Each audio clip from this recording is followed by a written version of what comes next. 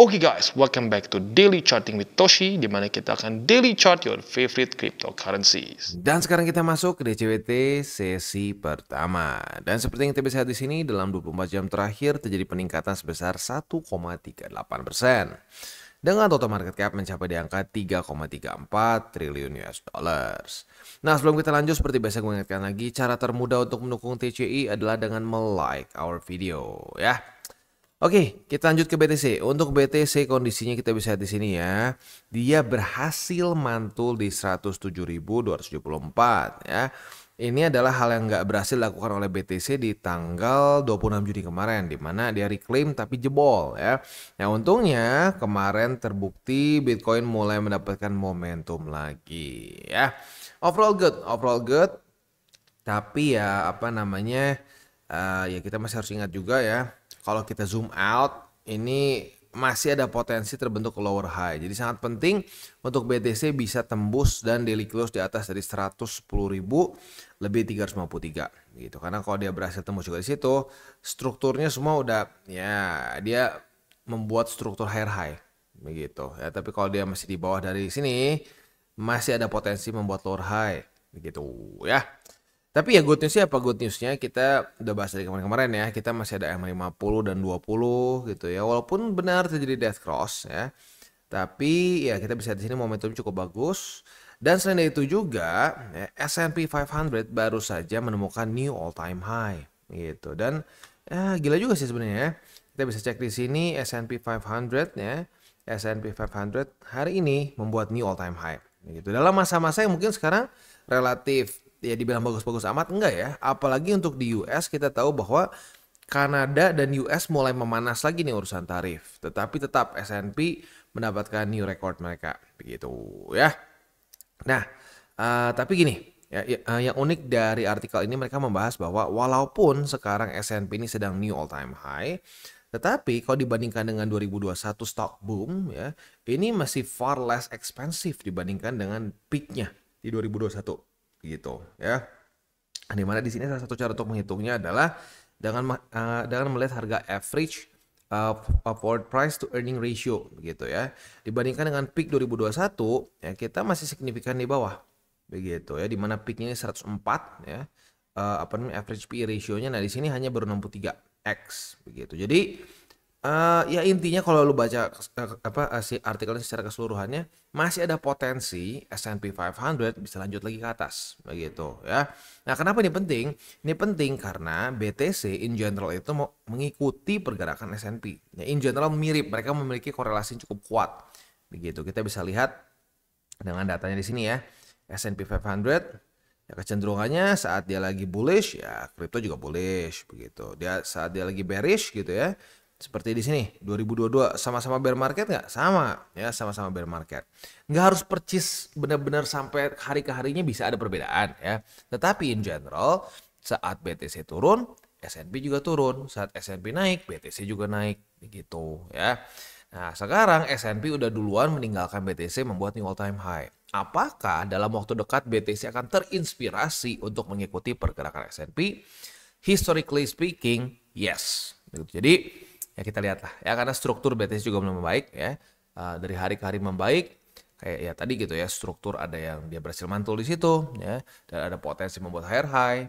Jadi at least for now overall menuju ke situlah ya, kalau gue rasa menuju ke all time high lagi at least dari S&P 500-nya gitu ya. Ya tentunya ini semua bisa tiba-tiba berubah kalau tiba-tiba ada ya mungkin konflik lagi atau ada surprise lagi yang lain begitu ya secara fundamental. Tapi ya at least for now everything looks good gitu ya. Oke, sekarang kita kembali lagi ke chart untuk kondisi BTC. Di daily kan kita udah bahas ya untuk di dailynya. Untuk di weekly-nya sendiri ya sebenarnya bagus ya. Weekly close-nya signifikan di atas dan ini membuat si BSB pun meningkat dengan cukup signifikan. Sebelumnya itu kan di 97 ribuan, sekarang di 98.400-an begitu. Jadi cukup tinggi lah begitu. Dan kalau kita lihat di sini, rally selama seminggu ke belakang itu sebesar 7,29%. Jadi ngepump dengan lumayan signifikan sebenarnya ya. Nah, jadi ya makanya gue bilang sebenarnya kita punya potensi untuk bisa membuat new all time high lagi, apalagi dengan korelasi S&P 500 yang baru saja membuat new all time high lagi Gitu. Jadi ya sebenarnya cukup bullish in general begitu ya. Ya tapi sekali lagi gue ingatkan ya, untuk short term sampai medium term bisa saja kalau terjadi sesuatu secara fundamental ya, ada news tertentu yang bisa membuat market drop, ya tentunya juga itu pasti akan kocok dulu begitu ya. Oke. Sekarang kita akan lihat dulu ini dulu deh. Takut gue ketinggalan soalnya ya. Untuk hari ini ya kita akan dapat beberapa news penting dari US, atau lebih tepatnya beberapa economic calendar penting lah dari US ya. Nah, yang pertama adalah kita itu akan dapat, cuma satu hari ini ternyata, itu besok yang multiple ya. Hari ini cuma satu saja, di jam 9 kurang 15 malam akan ada Chicago PMI. Ya, jadi buat lu yang punya posisi futures dekat-dekat bukan setengah 9, sorry. Jam 9 kurang 15, boleh pertimbangkan untuk tutup posisi buat yang konservatif. Buat yang agresif minimal pasang SL, begitu ya. Oke. Coba kita lihat besok ada nggak subuh. Takutnya ada yang subuh-subuh ya. Nope, nggak ada ya. Oke, sip. Itu aja kurang lebih untuk remindernya untuk economic calendar di hari ini. Ingat ya, kita padat dari Senin sampai Kamis. Jumat nggak ada seingat gua ya. Jadi ya intinya jangan sampai lupa begitu. Karena dalam masa-masa keluar data economic calendar yang penting, seringkali market bisa bergejolak dengan ekstra gitu. Dan tentunya akan ada resiko yang nambah gitu ya. Oke, kita masuk aja langsung sekarang ke DXY. Untuk DXY ya hari ini mulai ada penguatan sedikit sih, ya penguatan sedikit, tapi ya overall secara trajektorinya cenderung drop gitu. Dan ini in general bagus begitu karena korelasinya saat DXY melemah itu memang cenderung risk on asset seperti kripto, saham-saham di US, indeks-indeks di US akan cenderung lebih menguat begitu. So overall oke ya. Kecuali ini ya, sekali lagi, kecuali kalau dropnya gara-gara tarif. Beberapa kali drop gara-gara tarif, Bitcoin ikutan. Begitu. Jadi selama dia dropnya normal gitu ya, selama dia dropnya normal bukan karena tarif, ya cenderung akan korelasi biasanya di mana dia turun, risk on asset akan cenderung menguat ya. Next, BTCD. Untuk BTCD kita bisa di sini ya. Daily close-nya sedikit di bawah dari 65,38. Tapi hari ini sepertinya dia berusaha untuk reclaim lagi begitu ya. Jadi ada sedikit pelemahan sepertinya. Tapi ya sebenarnya oke aja sih kalau sampai jebol di sini ya. Enggak ini juga sih yang mungkin yang sedikit menyeramkan adalah kalau sampai EMA 20 jebol juga. Kalau EMA 20 jebol juga nah ada potensi bisa lanjut lebih dalam lagi. Tapi ya sulit kenapa? Karena ya balance sheet-nya kemarin kan lanjut lagi turun begitu. Jadi ya udah lihat sendirilah. Ya kita udah sering bahas juga ini kok sebenarnya ya. Orang seringkali mendapatkan harapan saat terjadinya peningkatan balance sheet. Kenapa? Karena banyak yang berharap QE gitu ya.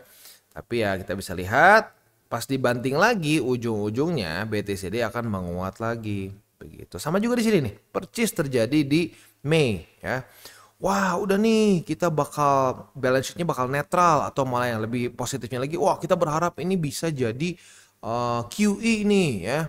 Taunya dibanting lagi. Langsung kan nih dibanting lagi langsung BTCD menguat begitu ya, dan patternnya terus berlanjut seperti itu sampai sekarang ya.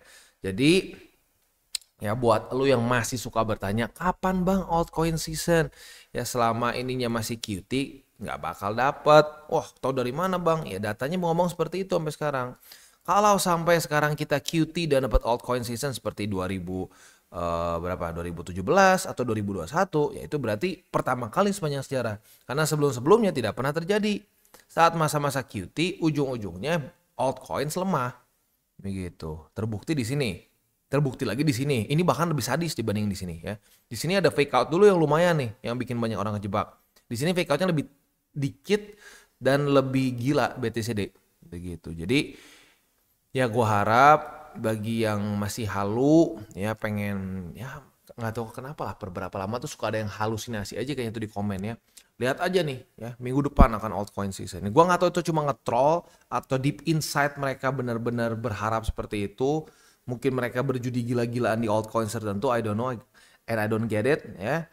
Tapi ya please ya, perbedaan antara pejudi sama investor tuh kadang-kadang nggak terlalu jauh ya. Perbedaan tuh simple sebenarnya. Yang satu cuma pakai iman, ya berasa bahwa pastilah gue yakin gue lagi hoki nih ya. Sama yang kedua pakai data. Begitu. Tapi hasilnya bisa beda total. Gitu. Dan buat yang pakai data, gue rasa sih ya di TCI ya, bagi keluarga besar TCI apalagi ngikutin dari awal ya. Ya harusnya sih sekarang senyum-senyum aja. Begitu. Karena kita ngingetin aturan 70-30 ya. Itu tuh udah dari 2022. Begitu ya.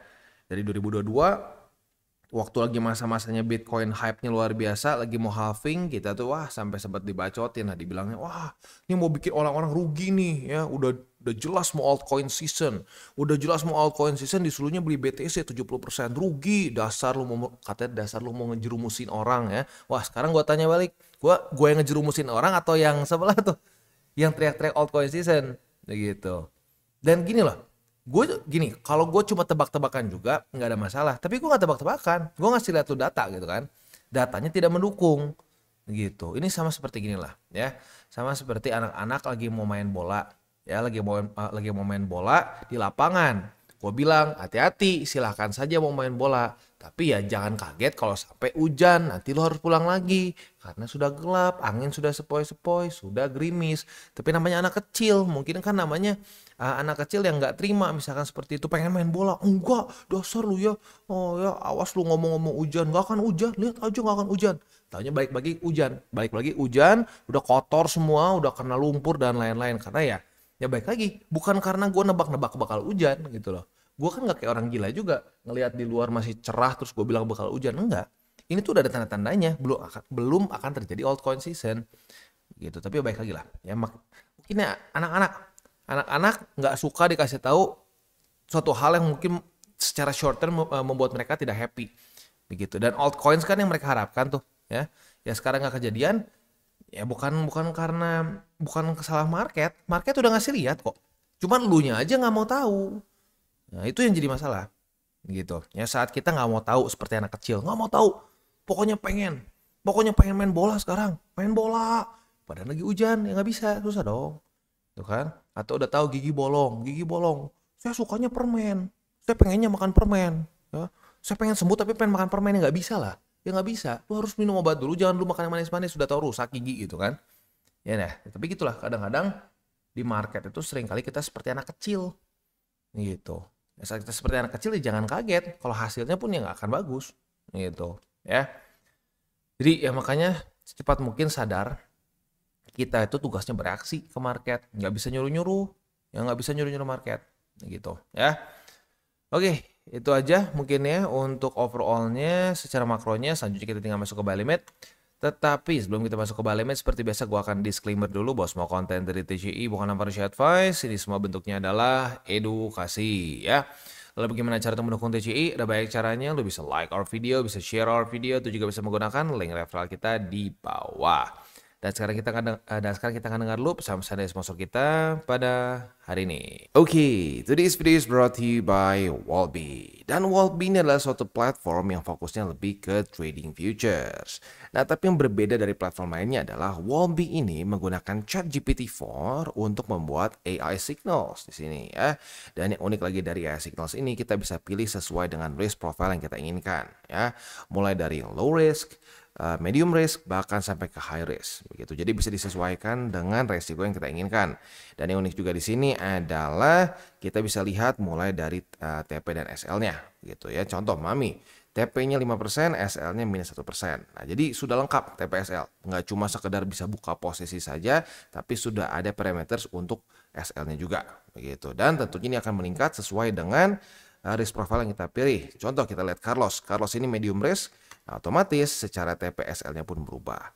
Dan tentunya paling tinggi adalah MC Whale, di mana di sini TP-nya bisa sampai 40% dan SL minus 16%. Jadi sekali lagi cocok untuk berbagai macam jenis resiko gitu ya. Nah, tapi andaikan lu merasa bahwa oke, gue udah biasa trading nih ya, gue udah bisa dengan SOP gue sendiri, lu pun bisa trade dengan manual ya seperti biasa ya, di mana lu membuka posisi sama persis seperti di platform-platform lainnya. Tapi unik di sini adalah mereka itu ada TP dan SL triggers yang bisa di set juga dengan AI ya. Nah, selain itu juga mereka ada meme pool. Meme pool ini basically adalah kita bisa trade berbagai macam meme coins tanpa kita harus deal with the hassle of DEX begitu. Jadi lebih streamline dan lebih mudah begitu. Tapi baik lagi mengingatkan untuk meme pools ya kita harus tetap atur resiko juga karena meme pools ini banyaknya dalam meme coins yang benar-benar masih sangat baru begitu, secara market cap cenderung kecil dan banyaknya yang belum masuk ke checks begitu. Jadi makanya gue bilang lebih terasa seperti kita bisa menggunakan DEX tapi lebih mudah begitu. Dan yang paling penting lagi adalah di di Wallbe ini mereka ada namanya rebate voucher. Biasanya hanya 100 USDT saja, tapi bagi lo yang menggunakan link refraktor di bawah atau dengan menggunakan kode Toshi Crypto ya. Sekali lagi dengan kode Toshi Crypto, kita akan mendapatkan upgrade dari 100 USDT menjadi 250. Jadi buat lo yang tertarik untuk coba Wallbe, boleh pertimbangkan untuk menggunakan link referral kita di bawah. Untuk BTC ada setup nggak bang? Ada ya.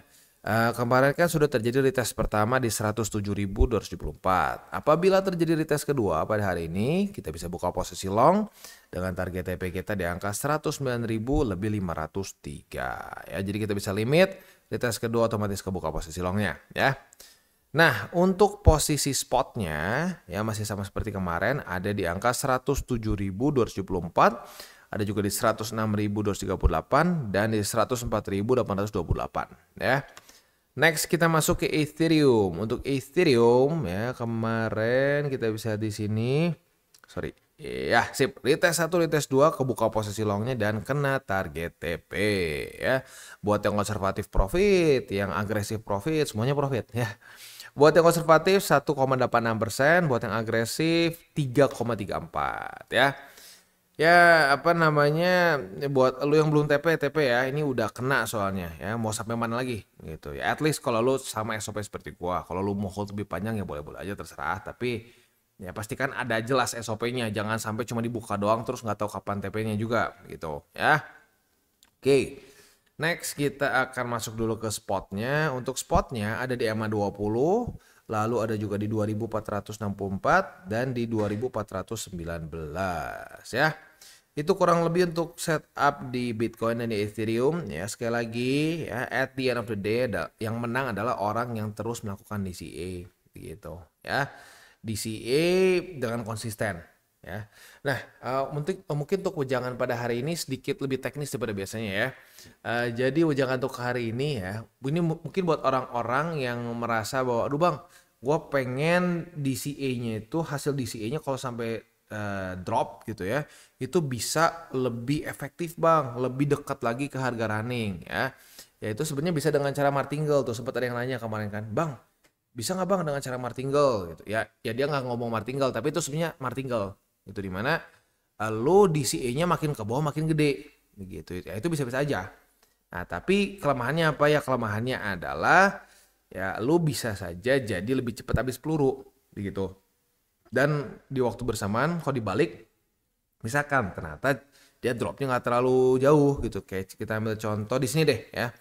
Nah kalau lo DCA biasa, misalkan lo punya duit 1 juta gitu ya, lo punya duit 1 juta per sekali nembak 100.000 misalkan ya. Nah ya udah di sini lo beli dong ya, dapat dua posisi kan di EMA50 dan di 20. Berarti 100 gitu. Nah kalau lu mungkin pakai cara martingale ya lu nggak bisa dari awal 100 kalau nggak habis peluru kan. Lu mungkin di awal 50.000 misalkan. Nah 50 ya, taunya naik. Nah ya jadi pasti selalu akan ada pros and cons-nya begitu. Prosnya apa? Prosnya kalau dia dalam. Kalau dia dropnya dalam ya berarti kan anggap di sini. Lu pertama DCA 50.000. Lalu di tempat kedua lu DCA jadi 100.000. Ini kalau yang naiknya 2x gitu ya. Lalu selanjutnya lagi jadi 200 jadi 400 ya, 400 jadi 800 begitu ya. Ya baik lagi ya, lebih cepat habis sih sebenarnya ya.